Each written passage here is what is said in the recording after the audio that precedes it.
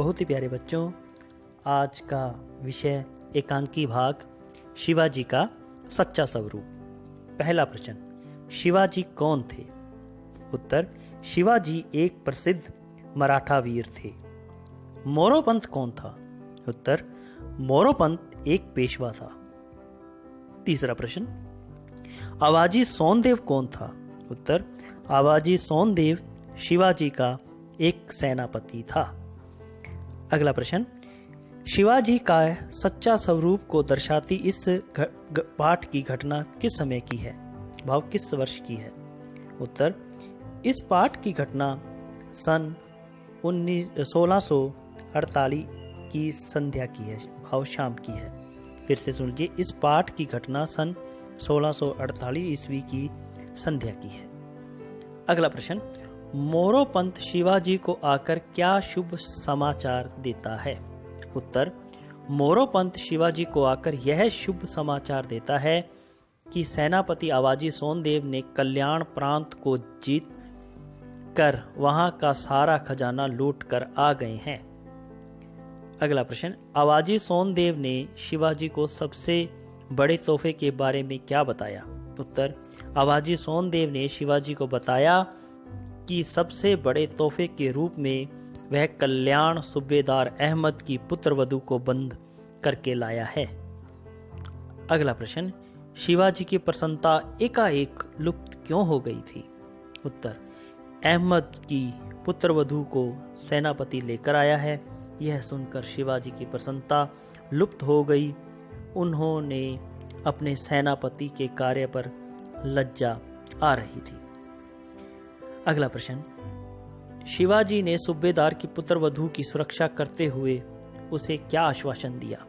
उत्तर, शिवाजी ने उसे आश्वासन दिया कि उसे आराम, इज्जत, हिफाजत और खबरदारी के साथ उसके शौहर के पास बिना देरी के पहुंचा दिया जाएगा। अगला प्रश्न, शिवाजी पर स्त्री को किसके समान समझते थे? पर स्त्री मतलब दूसरी स्त्री। उत्तर, शिवाजी पर स्त्री को मां के समान, भाव माता के समान समझते थे। अगला प्रश्न, शिवाजी ने अंत में क्या घोषणा की? उत्तर, शिवाजी ने अंत में घोषणा की कि यदि कोई भविष्य में ऐसा काम करेगा तो उसका सिर धड़ से अलग कर दिया जाएगा।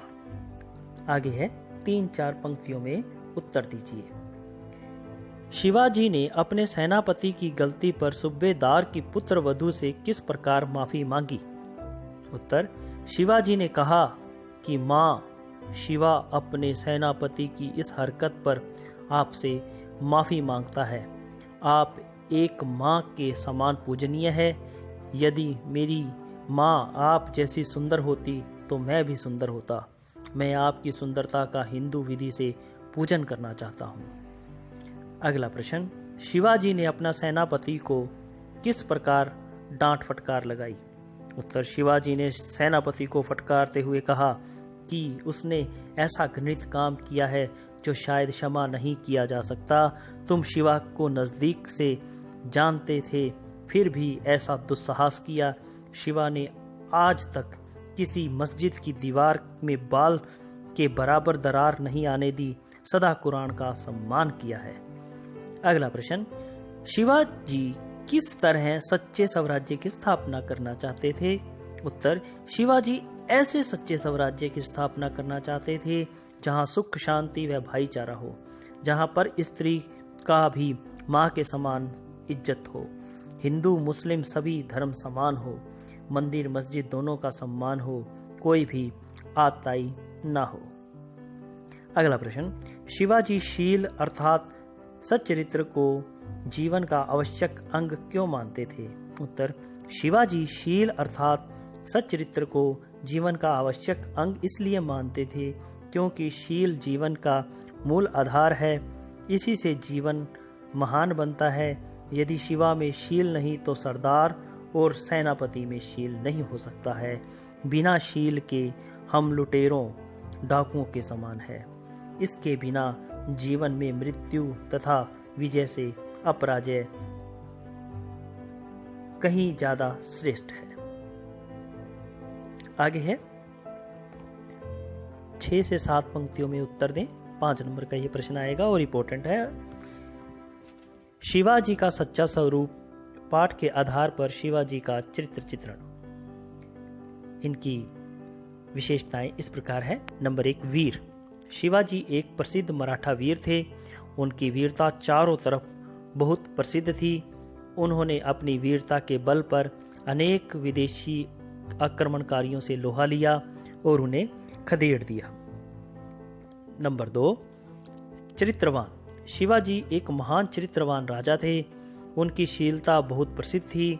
उन्होंने कभी भी किसी स्त्री को नहीं सताया था, यहाँ तक कि वह मुस्लिम स्त्रियों को भी पूजनीय मानता था।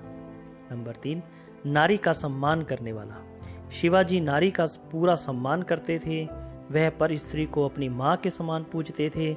इसलिए उन्होंने कल्याण सूबेदार अहमद की पुत्रवधू को सेनापति द्वारा जीतने के बाद भी सम्मान सहित क्षमा मांग कर वापस भिजवा दिया था।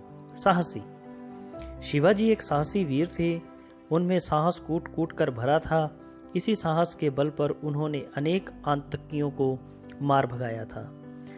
आगे है सभी धर्मों का सम्मान करने वाले।